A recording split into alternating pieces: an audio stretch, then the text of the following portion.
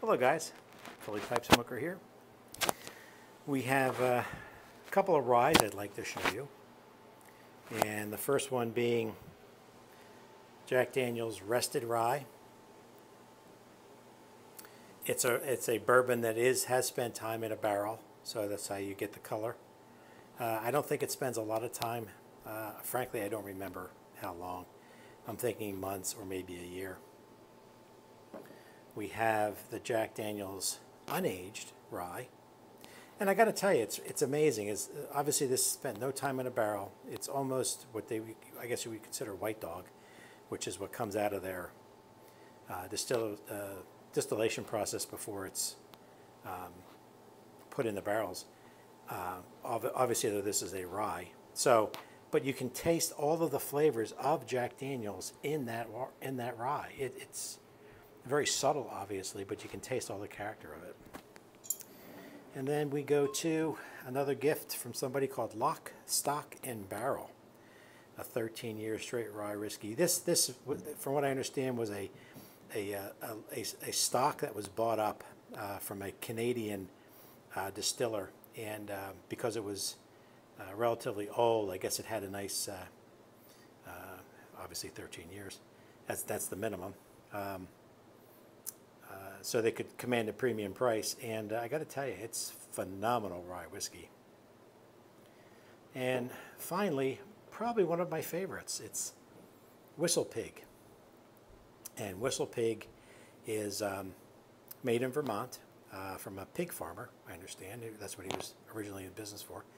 Aged 10 years, 100 proof, and I got to tell you, you taste honey, you taste the fields, the grains, some citrus. It's a really, really, really good rye. In my price point here, $90 a bottle. So unless somebody gives it to me, I don't get to enjoy it. And now we're going to look at Jack Daniel's. And you can see what I have here. So the first one we're going to look at is old number one. Now this is, from what I understand, this is a limited edition, maybe a little bit longer aged Jack Daniel's. Frankly, I don't know. I haven't opened it yet, so I can't tell you.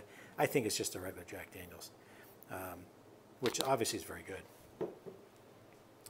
Then we have another one, which allegedly is a limited release. It was for his birthday, 2010. I picked it up.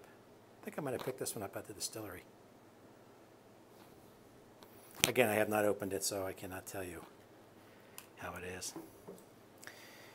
Now, Jack Daniel's has also Gentleman Jack, which to me, I think it's charcoal mellowed twice or filtered twice. So to me, it's a little bit too light in body for me to enjoy it, so I don't purchase it. But here's actually, before I do that, here's the single barrel.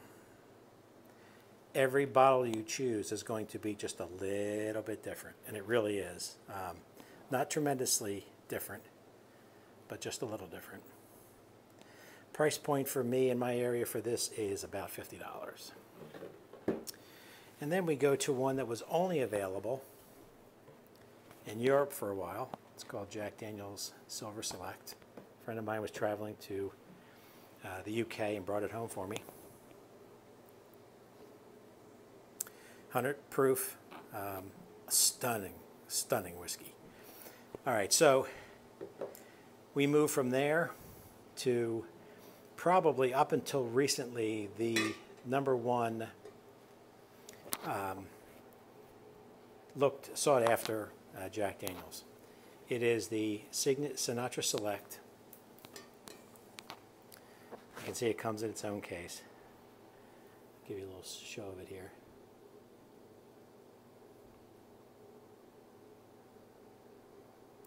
I understand when they did this, they did it with a little heavier char than they normally do, and it just brings you up, gives it tons more flavor. I'm going to tell you that even the Silver Select, if they made that available in the United States, it would outsell every bourbon. It's that good. It's very bourbon-like. This takes it to the next level. So if you had to look at all the Jack Daniels, the standard Jack Daniels to me is a solo singer. It is somebody who is a great vocalist, all-around talent, and is very good. When you move to the single barrel, to me that's a barbershop quartet. That's a lot, 4 times more flavorful than the regular bourbon, obviously, or the regular Tennessee whiskey. Just unbelievably good. Then we move to the orchestra, and that would be Silver Select. Tons of flavor, very complex, just an unbelievably delicious Tennessee whiskey. And then you move to Jack Daniel's Sinatra. To me, this is the big band. It's bold, it's powerful, it's flavorful, it's complex. Frankly, if I could get this every day and could afford it, if it was available, it would be my only drink. It's that good. All right, guys, so there you go for the Tennessee whiskey. There's my collection.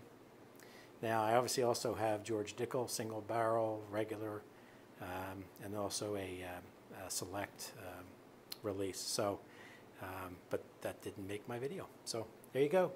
Hope you all have a great week.